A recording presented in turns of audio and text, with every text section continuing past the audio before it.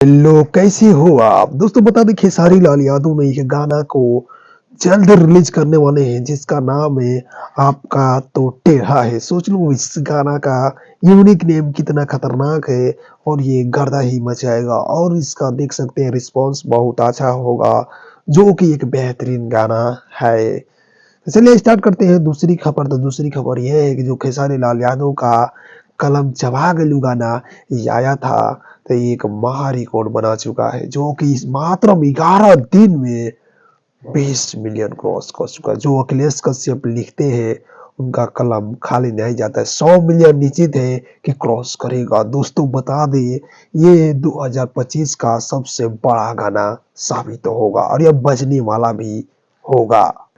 तो दोस्तों यदि खेसारी लाल यादव के फैन हो तो हमारे चैनल को प्लीज सब्सक्राइब कर दें, लाइक शेयर जरूर कर दें इसी खुशी पर।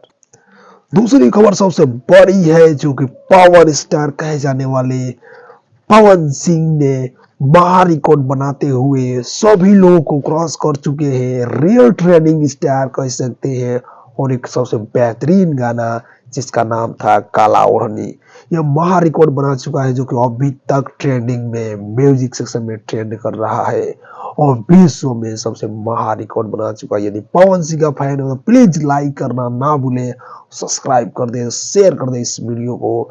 ऐसा ही डेली बाई डेली वीडियो आता ही रहेगा। जय हिंद, जय भोजपुरी, जय समाज।